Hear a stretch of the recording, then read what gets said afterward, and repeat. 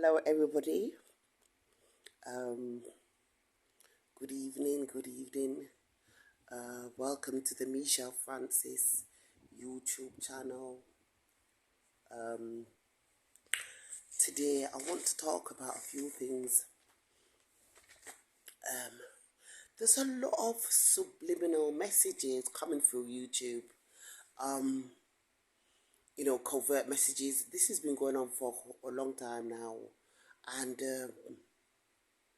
I just want to set the card straight. First of all, there's a black woman, I forgot her name. She, a YouTube channel, she said, don't let your mistake or your mistakes define you. So, here we go. I always have to listen to this bullshit every day. All kind of rubbish talking. Number one, I've not made any mistakes. And number two, I'm not letting anything define me. I'm the one pursuing justice. Remember that. I am the one pursuing justice. I have to fight among the people to get to those in positions of authority. You understand? That's how it works. That's how it's been working for me, unfortunately. And I think this is pretty much how it is anyway. And I'm fighting for the truth to come out. I'm not here for convenience and bullshit stories and scripts.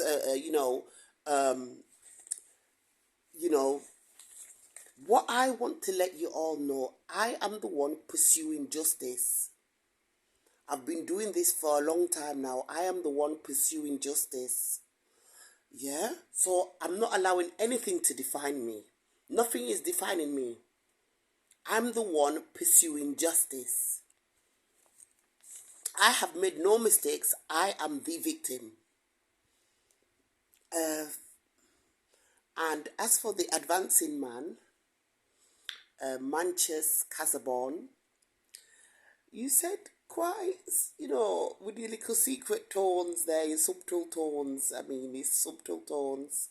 You said something about this person is secretly afraid of you. But he's very clever, Manchus, because he talks and he twists things around. So I just want to say that I'm afraid of nobody, and especially my younger half mixed race sister. I'm not afraid of her, Manchester. There's no secret here. She doesn't even really come into the equation. They've just been using her all the time, the system, because she was working with them. Let's put it straight. Lizetto, you was working out of convenience. You was working with the system to not only sabotage me, but my other sister Yvonne, your brother, your own mother, your own white mother. You think I don't know? Listen, I'm not here to talk bullshit. I just cut to the chase and tell it the way it is. I speak with the spirit of Dr. Khalid Abdul Muhammad. I'm not here to play games. There's no competition between me and you. There's no comparison. I'm here. You do your thing. Do whatever suits you. I don't give a damn. I know what I'm doing. And I'm pursuing justice, yeah, from Oprah Winfrey, Steven Spielberg, Whoopi Goldberg, Danny Glover, and the authorities here in this country. So anyway, what I want to say is, I stuck up for my white stepmother. Yeah. She turned round and cursed me to my face, to me over the phone, after I stood up for her and stuck up for her. Now, from that time, she turned around and cursed me off and ting. I basically, I didn't say anything straight away. What I did, I put down the phone, I thought about it, and then the next day I phoned her back and I gave her a good piece of my mind. And I said, furthermore, I don't want anything to do with you ever again. And I meant it. I stuck to my word. And no matter how hard people tried to say, oh, just forgive her, I wouldn't. I refused. I'll go into that a bit later if I'm not too tired. Yeah. Lisette, you used to use your mother. You were exploiting your mother, taking money from her, taking everything, using her. Yeah, you were exploiting her vulnerability. You were using her. She was running around after you like a dog, spending all the money on you, and you were taking the piss out of your own mother. Don't tell me I was there. I grew up with your mother as my mother. I was there when I was pregnant with Iwalewa in your house. Yeah? I saw everything. And,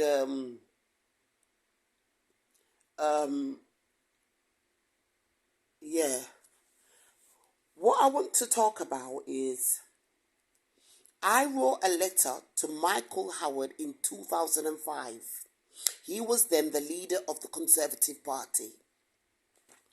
And lo and behold, I had no idea what was going on. Lisetta was aware. My stepmother was aware.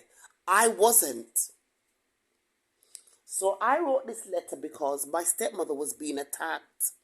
She said she was being attacked on the street. This was during the time I was pregnant with my youngest daughter, who is now 19, nearly 20. So that's like 20 years ago when I was pregnant with Iwalewa. And my stepmom said she was being attacked on the street randomly, people just attacking her. And I said, funny enough, but I'm going through the same thing because I was. People were randomly attacking me while I was pregnant with Iwalewa on the train, here, there, everywhere. So I said, that's strange, what's going on? So basically, I just assumed it was down to my real mother because I had no idea what was going on. Could never have guessed in a million years. I could never have guessed. So the only thing I could think of where I had a big problem was with my real mother when she lied to the courts and the social services and tried to take my children away from me by conducting these proceedings. So me and her physically had fights, me and my real mother, over my kids, who were young then, my two girls. Anyway, 2-2 now, the judge said return back the girls to the mother. So me and my biological mother at that point had not spoken again. Yeah, because I said I'm never gonna speak to you again for what you put me through. Yeah, separating me from my children, telling the courts that I must never see my children again. This was my own biological mother. So after I got the kids back, I said I'm never gonna have no contact with that woman ever again. So the only thing I could think of, when this started happening, Rini was complaining, Yvonne was complaining. Yvonne, my full black sister who's a year older than me. Yvonne was complaining about Holy Pating, people attacking her as well, and I was going through the same thing. So I thought, oh, it must be something to do with my stepmom. I mean, my real mum. Because the social services were supporting her, so I thought it could be the social services in Hackney who were supporting my mum, my real mum, who lived in Bradford, Yorkshire. They supported her to take my children away from me. So, my biological mum later told me that it was Hackney Social Services that phoned her and told her, go and take out a residency order, an application in the court to take Michelle's two girls away from her. So I thought, oh my God. So I wrote this letter to Michael Howard explaining how there's black people in the system that are working against me and that are very even racist towards my stepmother. You know, because I thought it's because I had a white stepmother. I know my real mum never liked her. So I thought it was maybe because my dad married a white woman and my real mum, who's obviously black, a Jamaican woman, was jealous. So, and that because of that, she was receiving racism from the social services, and that's why she was being attacked on the street, and Yvonne and me, because we supported my white stepmother, and because Yvonne doesn't talk to my biological mother neither. So that's what I thought it was. So I wrote this letter to Michael Howard. I wrote a letter to George Bush. Because all sorts of shit was happening to me as well. Holy for shit. And I thought, my God, this has to end. This is ridiculous. Come on. I had no idea what was coming next. So I wrote this letter. I never received a response up to this day from anybody. And this letter was to do with my own black community, the African Caribbean community, nothing to do with Muslim, Haitian, or anybody. Yeah? Just about my own black community. Individuals within my own black community, yeah? So, 2 tools now. I never had no response, no nothing. Then 2 tools now, certain people were saying to me, oh, I'm sorry you went through everything you've been through. You shouldn't have suffered. I'm sorry, and this and that. And then I thought, oh my God, this is amazing. And I thought, well, there's some covert actions or whatever going on, because these are not the type of people that would apologize. Anyway, 2 tools now. I never say nothing. I was walking near my house where I lived in Bethnal Green. I lived at flat 6, 45 K Street, Bethnal Green, just off Hackney Road. And I was in Liverpool Street going towards the direction of my house then. So I wasn't too far from home. Anyway, lo and behold, I saw this woman walking funny, right close to me, and so she was really walking slow and that. So I looked at her, because I'm thinking, what's she playing at? But I never thought nothing of it. So as I turned back to look where I'm going, away from the woman, I see Michael Howard in a black Fiat Uno.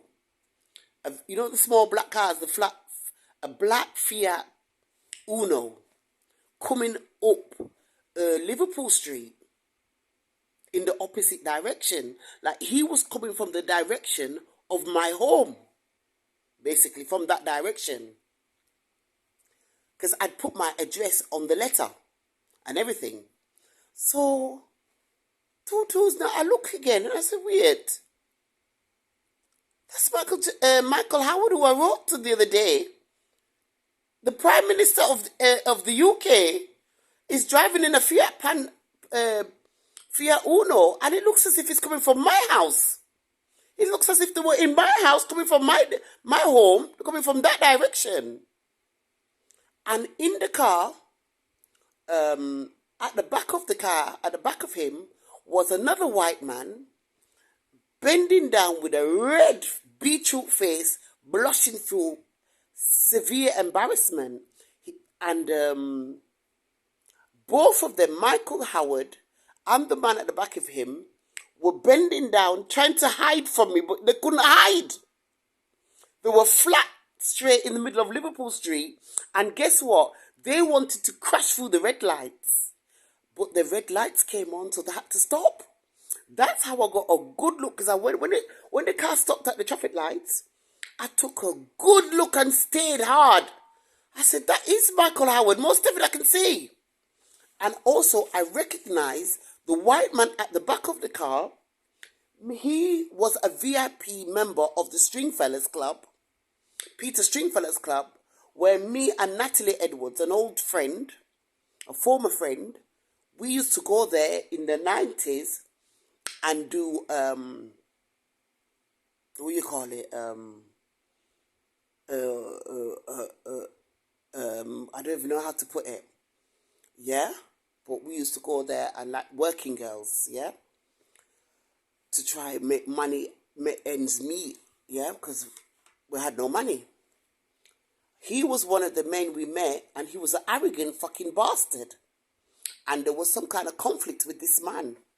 So I was surprised. I said, what's that man doing in the back of the car with Michael Howard?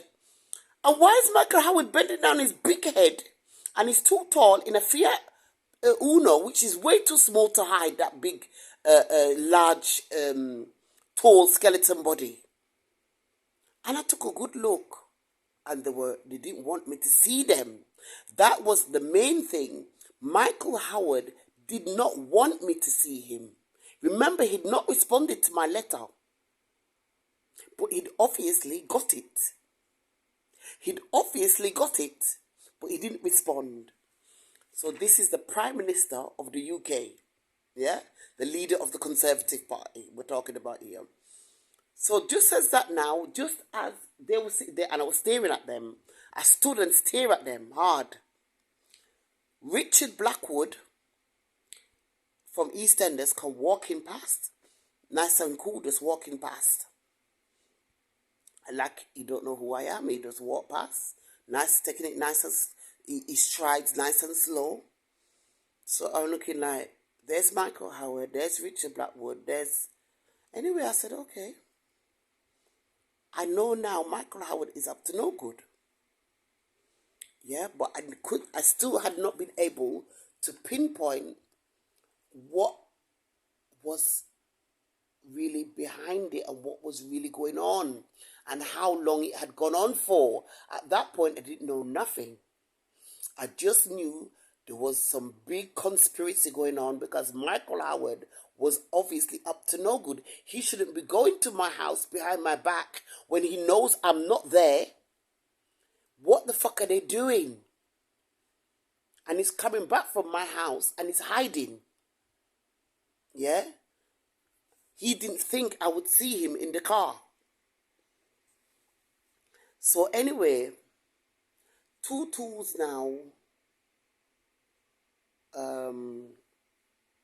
I met this guy called Carlos Williams. And I don't know what the fuck I was doing with him. He's a tramp.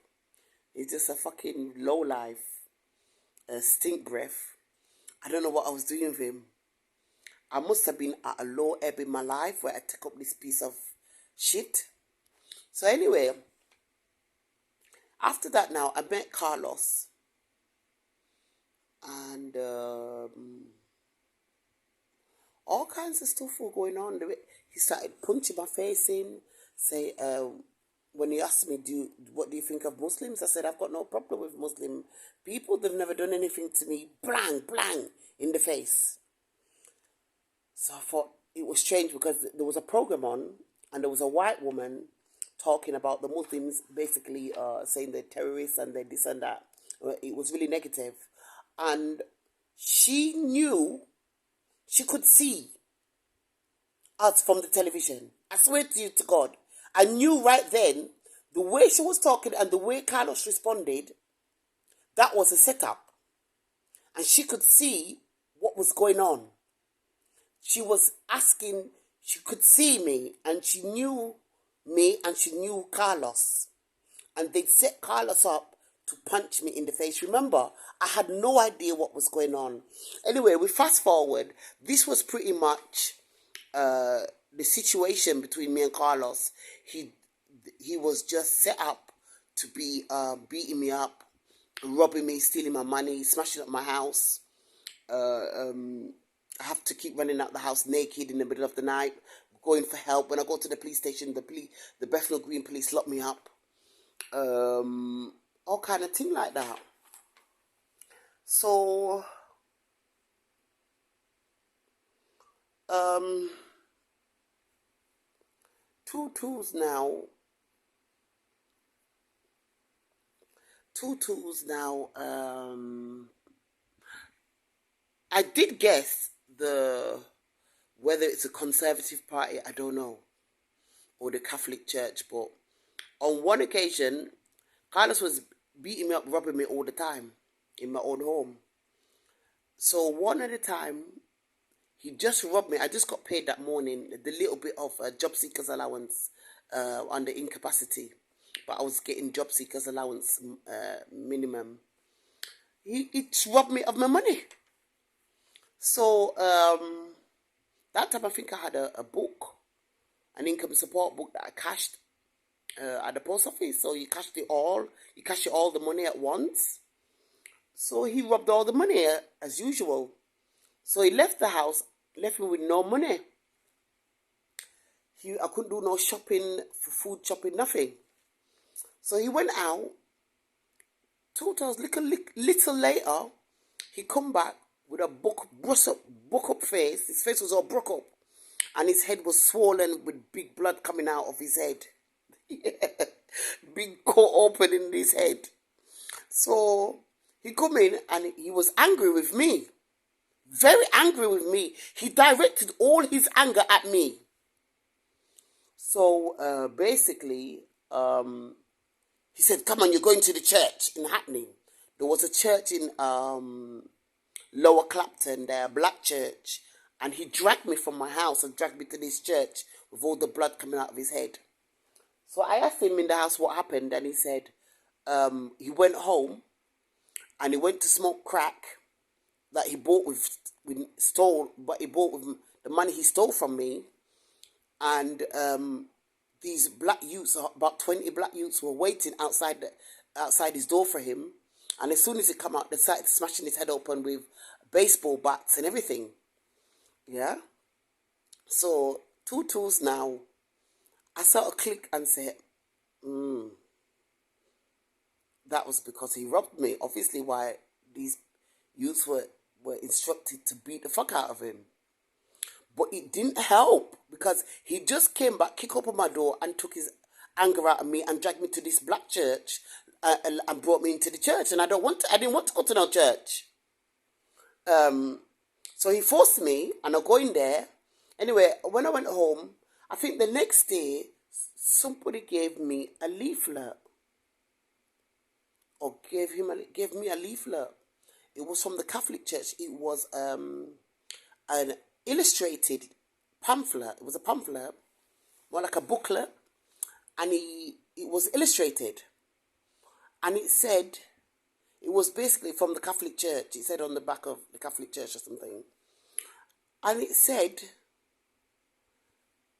there was a guy called something or other. He did something to somebody or other.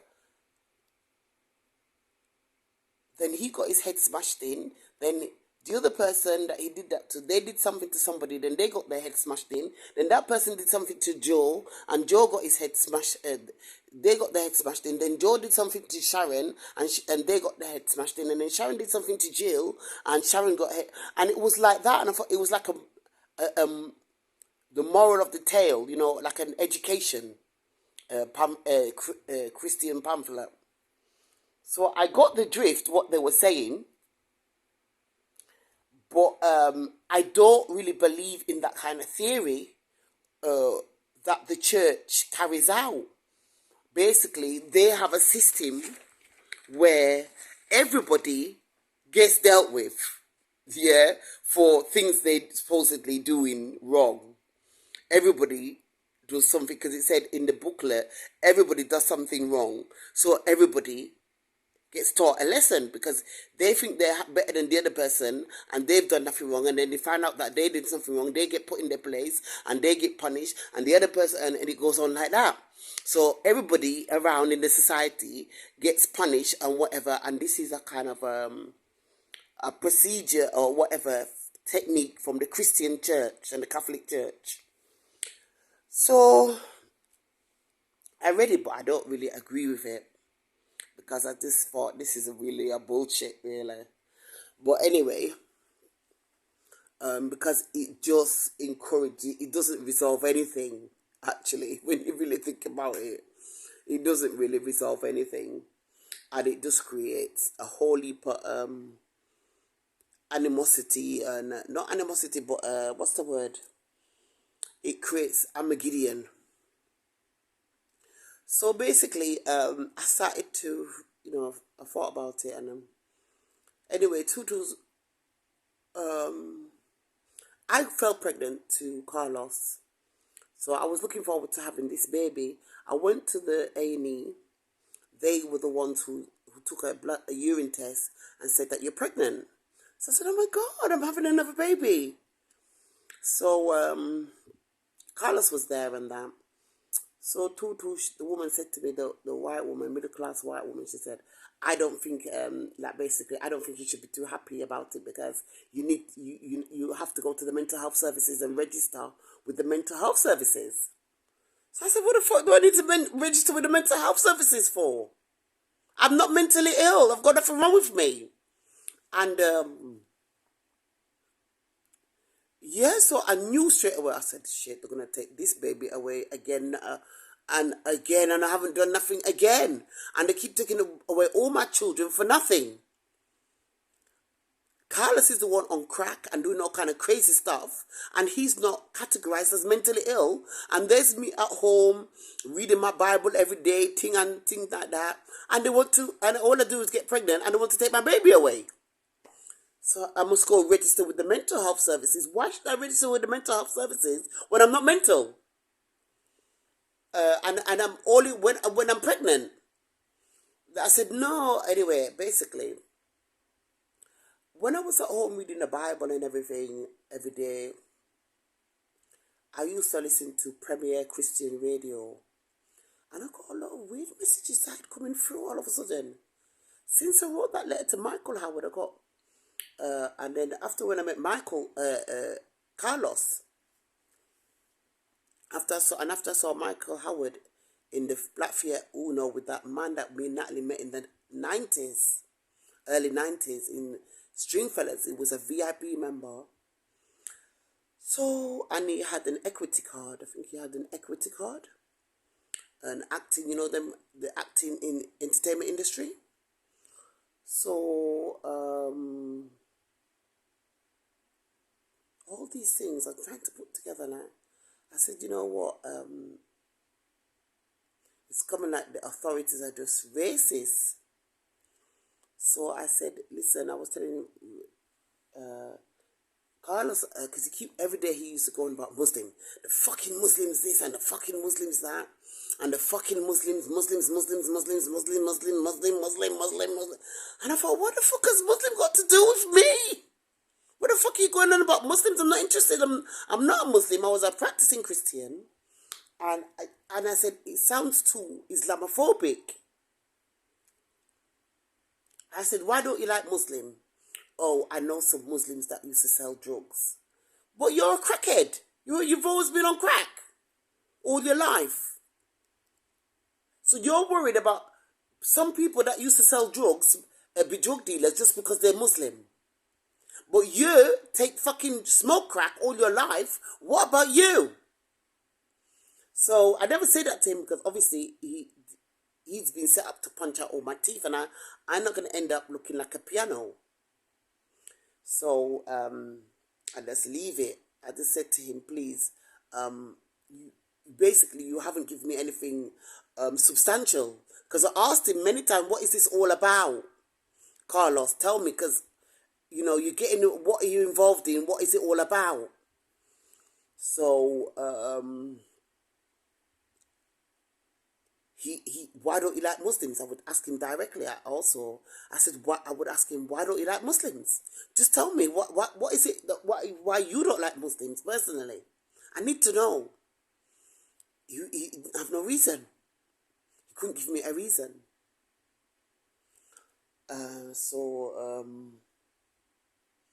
Fair enough, he didn't tell me nothing. Nobody come to me and tell me anything. So, eventually, Carlos one day was smoking crack, and he went out. He spent off the money. I got paid. He already stole some of my money. I hide some of the money because I was used to him stealing all my money. So where I used to draw out all at once, I used to hide some because I need it for food and things like that, especially as I was pregnant. And electric and gas and all them things that I needed it, especially as I was pregnant. I always had it in my house anyway, but especially as I was pregnant. So we were out on Whitechapel, by Whitechapel Station, and he just said, give me some money, give me the money, give me the fucking money, stop messing about now, Michelle, give me the money. And I said, it's my money. You're going on like it's your money, it's my money, I'm not giving you none. I'm pregnant, and I need it to eat. I can't do without money and I'm pregnant. What am I going to do when I need to eat and stuff like that? So the belly is getting quite big now. So how am I supposed to do? Start through my pregnancy? You fucking mad. So he started to go mad now, like he wanted to kick out the baby out of my stomach because I wouldn't give him any money to buy crack. So I thought, good job I was there in Whitechapel by the station. I called to somebody quickly, and an Asian guy came running and went to punch Carlos in his face, and Carlos ran off. Yeah, because I said to the guy, he's attacking me and I'm pregnant. So he's trying to rob me of my money, and I don't want to give him my money. So the Asian guy helped me. So I thanked him when Carlos ran off, the coward. He ran off like a chicken.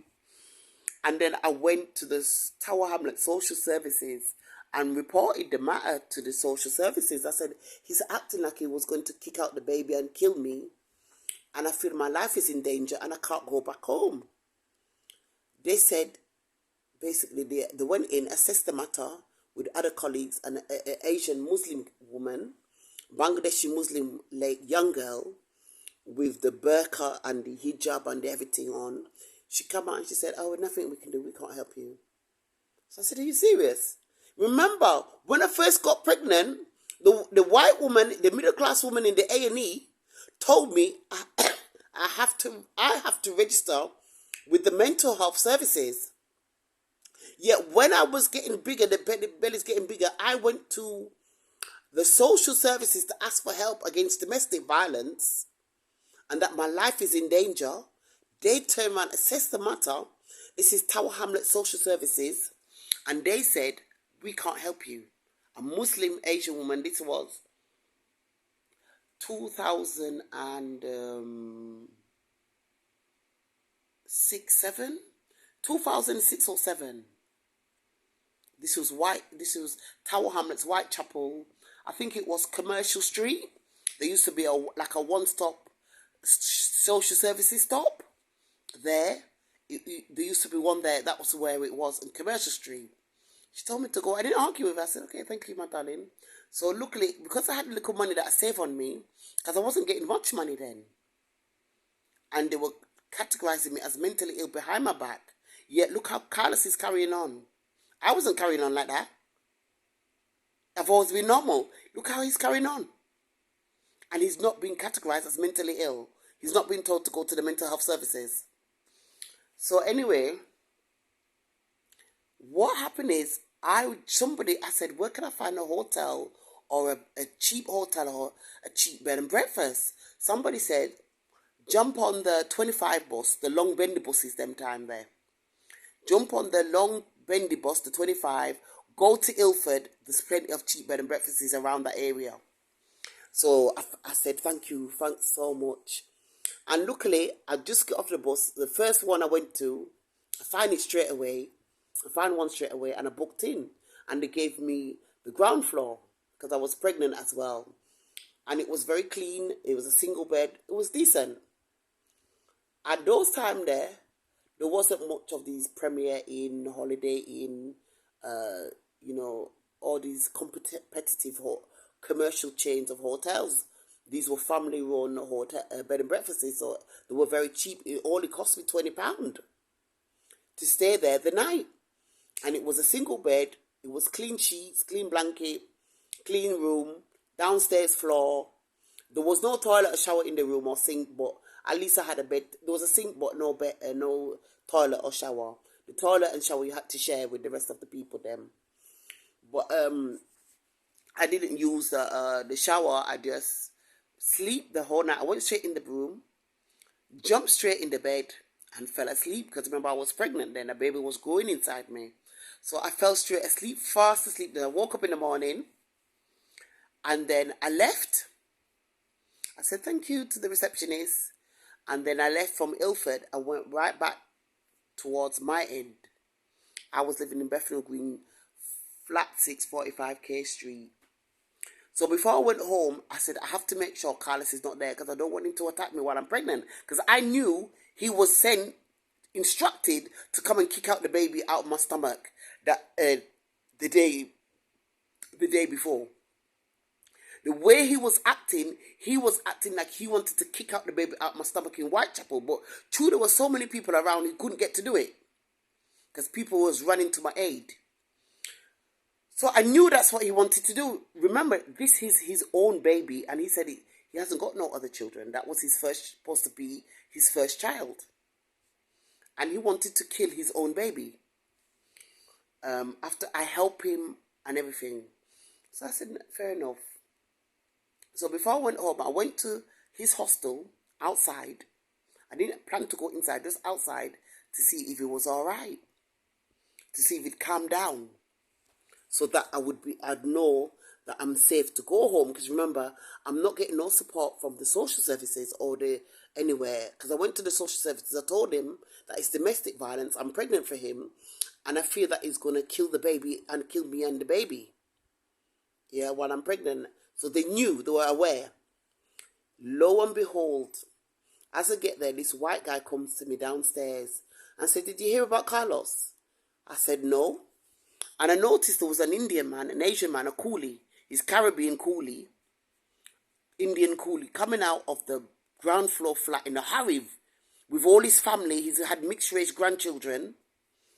And they were all coming out of the flat, packing up all his stuff. So I said, what's going on? I said, this man looks like he's leaving in a hurry. And the white guy said, yes, he is. He said, you didn't hear what happened to Carlos? I said, no, I've been in the hotel all night. He said, the police arrested him this morning, or the night, I think it was the night or in the morning or during the night. Apparently, Carlos was looking for money to buy crack. He went downstairs. There was two elderly people in bed sleeping downstairs.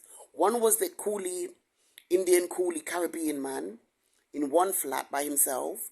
Another one was a white woman in another flat by herself. And he went in there, each door, one by one, kicked off the door looking for money and beat them. I don't think he was looking for money. I think he was instructed to beat them the fuck up. In the court, they said, oh, he was searching for money, but he wasn't. He was instructed to kick off the door and beat up these two elderly people. So he beat up the woman in her bed, black and blue. Then he went to the next door, kick off the coolie Indian man, Caribbean man door, and bust up him and kick him up and beat him up badly. So when he got arrested now, the police come and arrested him. The coolie man, the Indian coolie man, all his family came round and said, oh, he's moving out. He's not staying here no more. So, that I'm going into a long thing there. I don't think I've got enough video. That's why I don't get to fully explain my story to the world, because I never have enough storage. I can't afford it. I tried to buy all these new phones. I can't afford a computer system in my house or a video system. And I don't know how to use them anyway.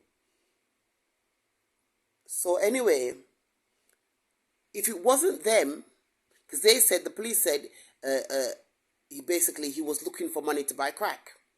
So if it wasn't them, it would have been me. Because if it wasn't, basically, if I had gone home, because he was begging me to come back with him to my house that day, I left him at Whitechapel after he was trying to rob me, and he was begging me, come on home, it's my house, you got your own house. Why are you telling me to come home? It's on your home.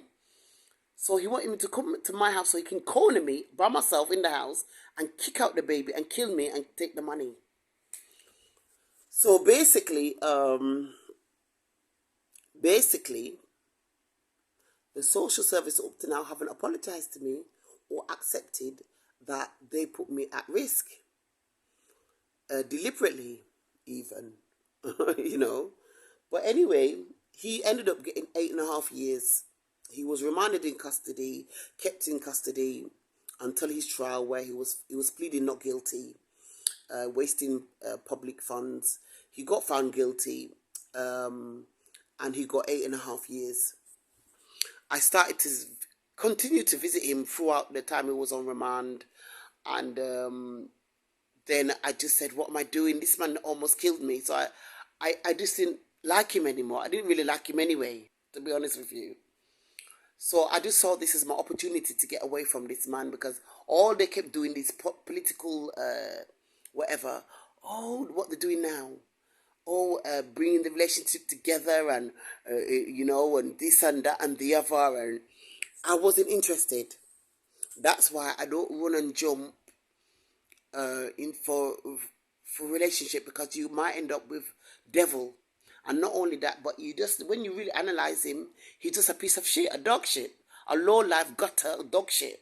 Not even worth fighting for, not even worth wanting to be with, not even worth wanting to spend your life with that, and your time, and sleep with that. It's not even worth it. Look at him, a dog, beating up, kicking off the door and beating up old elderly people to buy crack. So anyway, Tutu's now, that's when I got to find out everything. Once Carlos was out of the way, I started going on the street protesting and and finding out not straight away, but I started to find out more information. That's when I found out, in my local cafe where I went every day for breakfast, I saw in the newspaper Roger Leslie on the front page, in prison, murder, blah, blah, blah. And I thought, huh? They put the newspaper on the table where I sit every day. So they knew that I knew Roger, and they put the newspaper there deliberately.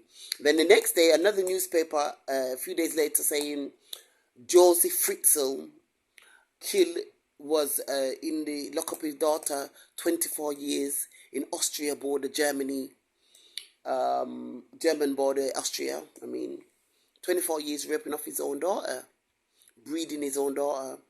I met that man, and he asked me to come to Germany with him, with my kids. He promised it. He said he would look after me and my kids. He would put my kids in private school. He would buy me my own house. I can design my own house. I said, I don't, because I've never been into white man. I've never been attracted to white men. So I turned him down. I wasn't interested, and I thought, no way. At the time, I said, no way am I putting my kids with no white pedophile-looking man, because I said to myself, no way, in my head. So you can rape my children and pedophile my children. Because my children were young then. I said to myself, no way. I don't trust white men like that. Anyway, not only am I not attracted to them, but I don't trust them in that way. You know what I mean? Because I hear a lot of stories how they interfere with children and all them kind of something there. So I said, in my head, I told him no straight. I said, there's no way. I didn't even bother even explain anything to him. I just, that would have been me. He would have locked me and my children in the cellar with his daughter and raped off me and my children, my two girl pitney, for 24, 30 years in the cellar. Even killers down there. Who would wish that on me? Who would wish that on me? So anyway, I started to click. Something's going on. There's people trying to give me a message here. Roger, this man, Joseph Fritzl, in the newspaper front page. All what was going on with Carlos.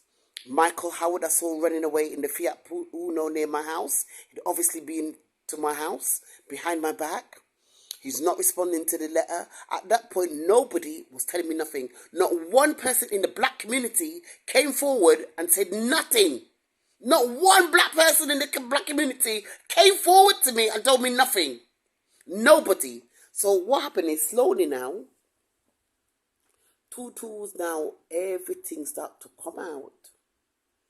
It start to come out. And it's like the role play was coming from Bethnal Green local police station. They wanted me to know. The white police, yeah. And then when eventually I click, It's because I saw an Asian girl, an Asian woman with a black thing scarf around her head on the bus right by my house, K Street. That's where I used to live, Bethnal Green, K Street. And I noticed I saw her three days in a row at the same time where I usually come home on the bus. That was my area where I get off on the bus. And I'd never seen her there before, but I never noticed her until the third day. And that's when I looked at her, because I said, but I've seen you sitting in the same chair 3 days in a row. Yeah. And I just thought, oh, that's strange. So as I said something to her now, she started to scream. And I thought, wait a minute. I know you from Leeds. I was primary school. And then she was carrying on, carrying on. That's when I realized a lot has been going on. Yeah. Behind the scenes. And because even though she having a black scarf, kind of looked like a Muslim. And people were saying to me at the time, she's a Muslim, man, she's a Muslim. But yeah, so I thought, oh, that's why I started to click. This is why Carlos was telling me you don't like Muslim. Because I thought, the way she's carrying on, I thought, are you really serious? Are you really serious? So then I realized, obviously, people have been putting her through something as well. Because I've been going through shit. Perhaps she's been going through a lot of things to scare her as well. Scare the hell out of her and bring up all heap of thing and lie and all kind of rubbish. So that's obviously why she's reacting like that. Because obviously there's a lot of politics involved and they want to nail the Muslims. And she appears as if she was a Muslim.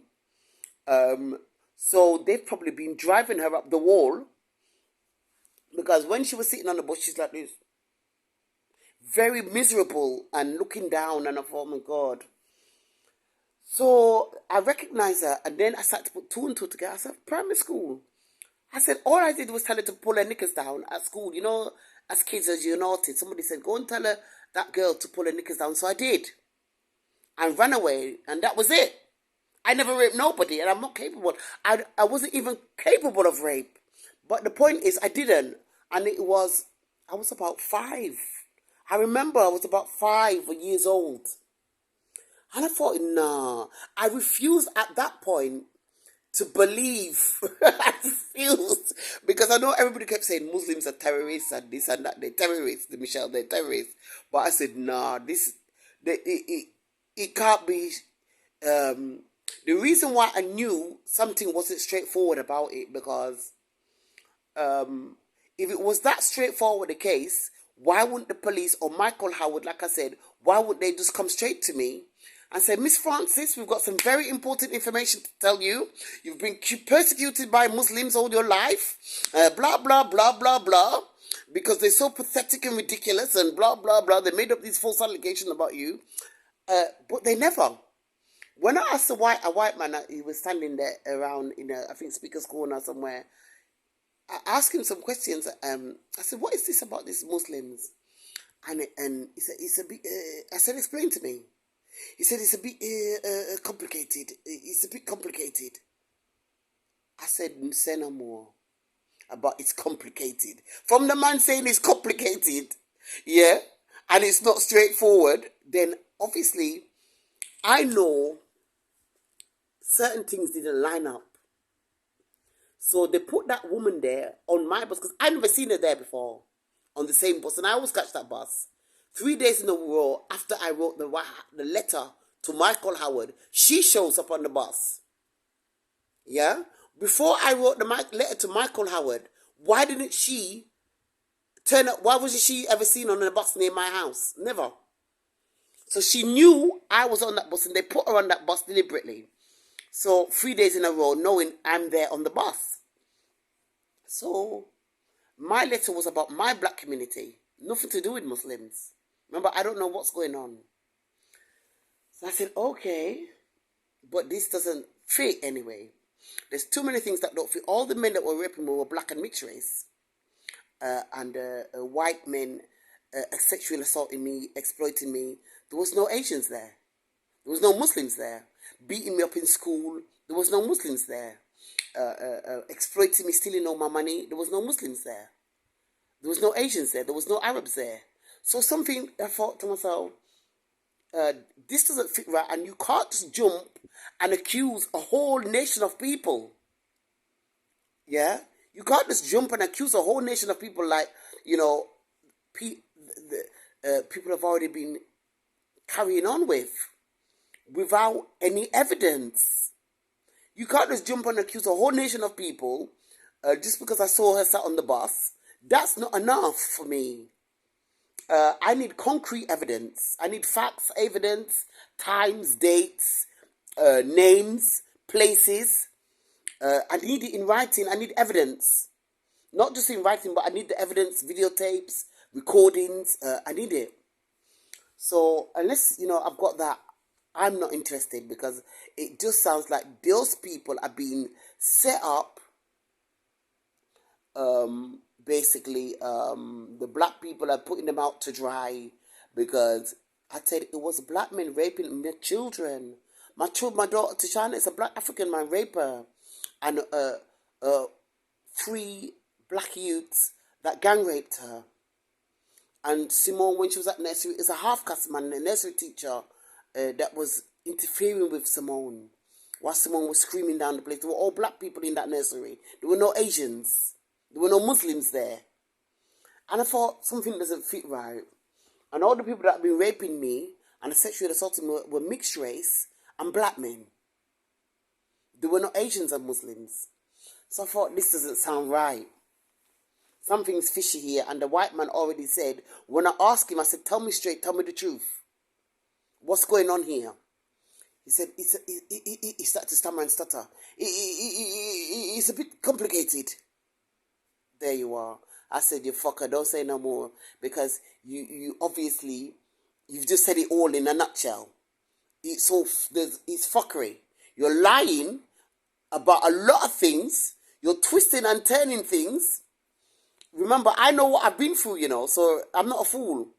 And I didn't see no Muslims and Asians and Arabs there. So anyway, tutus now, as time gets on now,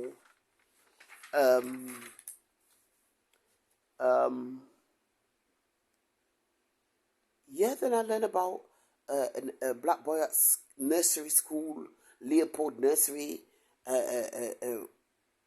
Say I bully him. I didn't bully him. I fancied him. I liked him. And I think I was encouraged to write him a letter.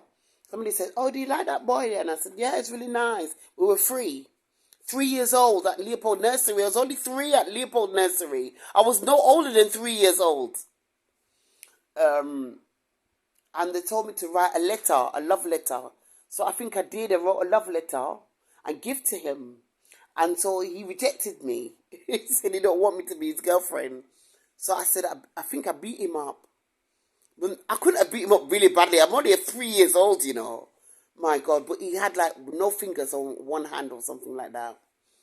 But so he was I don't know, not disabled, but he had some disability. But I was actually attracted to him, even with his disability. And I think I was encouraged to beat him up. But I didn't beat him up really bad. There was a couple of slap and thing like that. I was only 3 years old anyway, so it couldn't have been anything hard. A 3-year-old can't really hit hard. So I still can't believe that black people could have been so pathetic. And it starts from a 3-year-old who showed love to you in the first place. So I said, nah, that still don't make sense to me.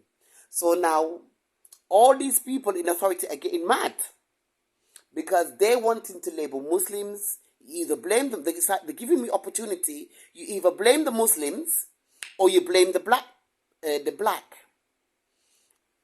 man. So I thought, I'm thinking, you don't fucking dictate to me. I'm not here for convenience. It's not a story, a script to follow. I'm seeking truth and justice. Otherwise, I don't want nothing to do with it. I said, all these stories don't fit right. A 3-year-old. Come on, a 5-year-old. That doesn't make sense to me. So I said, just allow me, man. You do what you want, but I'm out. I'm not involved because I never went to you with that kind of thing. I said I didn't know all this rubbish was going on. I went to you to help me because I thought this was the situation. Yeah, and you can help me find out the truth, investigate and find out the truth. But I recognize the politicians, they're not about truth, it's about convenience. I didn't know all this. I didn't know anything about politics at the time. I didn't know politicians were like this. So, and the leader of the country. So I thought, so then, yeah, a whole heap of going on. So I'm not about, oh, she's secretly afraid of it. I'm not afraid of, I'm not afraid of this because if I wanted to cooperate with them, but I refuse to cooperate with them, that's why I'm suffering. There was a whole heap. I was getting messages on Premier Radio from like a white woman with a middle class voice. Oh, you think you're so pure and virtuous and jealous of me because I'm not crooked and evil-hearted like her. Just ready to jump up and kill people like that. No, I don't move like that. If they haven't done anything, then they don't deserve to die. First of all, we've got to clarify all the facts and the evidence first and find out what's going on here over this long period of time. They didn't know that I remembered when my dad was in the newspaper when I was young and all them kind of things. They didn't know that Michelle would remember or know about all that. But I do. I did anyway. But I just kept things quiet at that time. I thought to myself, all these things don't add up. It's not fitting in. It sounds too pathetic. It sounds like these people have been set up, put up to all this thing, and later on it all backfiring on them. It's part of the setup. They've all been used to keep down the individuals within their own community, and black people. That's it. That's what it sounds like to me. And at the time, I said it. At the time, so I'm just trying to work for everything. So then, I found out about white girl as well. I thought, oh my fucking God, white girl in King's Cross. All the time they were saying I'm a pedophile and a rapist. I rape her and I'm a pedophile behind my back. And that, she was only supposed to be 12 years old or something like that. Supposedly 12 years old. And I was raped by Austin Melvin. And I'm thinking, oh my God. This even gets more pathetic. Now I'm even, no, definitely. Because I remember my dad was being in the newspaper and all these kind of, situation that was coming up. Ricardo. I think I saw Ricardo going for the train station one time. Sneaking past. I can't remember. And I said, oh my God. I can't remember if I saw him or I couldn't get to speak to him. But I haven't been able to. Oh yeah, that was it. I saw Ricardo when I was with Carlos. One time I went to get the 149 at Liverpool Street. And Carlos, I was going home on Liverpool Street. I was with Carlos. Then I saw Ricardo Richards, getting on he was on the 49 bus. So I went, Ricky. And I jumped on the bus. I went to jump on the bus and Carlos jumped on with me. And because Carlos said he was going, but Carlos jumped on with me and bullied me on the bus and threatened me basically. If I open my mouth and speak to Ricky, he's going to batter me and kick me down on the bus. So he prevented me from speaking to Ricardo. Ricardo was scared. I could see Ricardo was scared. I know Ricardo. Ricardo was just looking down on the floor and looking through the window like he'd never seen me before in his life. So I said, this is all fucking staged and set up. So Ricardo was underage. Like it was hinted before. After I wrote to Michael Howard, there were hints that I had a relationship with a schoolboy. I was not aware of this. And that could only be Ricardo. And things started to fit in because when I was with Ricardo, his mum kept phoning. And she was really bitchy to me on the phone, really nasty. really hostile, like to say, what am I doing with her son? But she always phoned my phone at Mitcham. She always phone and say, I want to speak to to Ricardo. And I would get the phone, and she's phoning him every day like he's a little young boy. But I didn't click then, because I met Ricky working. We both worked at this company, a sales company. So obviously, as far as I was concerned, I knew he was of age, because he told me he was 22 years old at the time, and I was 26 at the time. So I had no idea he was a school child that should have been at school. What the fuck was he doing working there then? I can't understand. But it clicks now, because he was very immature. Anyway, Ricardo refused to speak to me, and I was vexed because I wanted to speak to Ricky. And then Carla said to me, get off the bus now. Get off the bus. And the next stop he told me to get off. I said, I don't want to get. He said, get off the bus before I smash you up. He prevented me. He was there to prevent me from talking.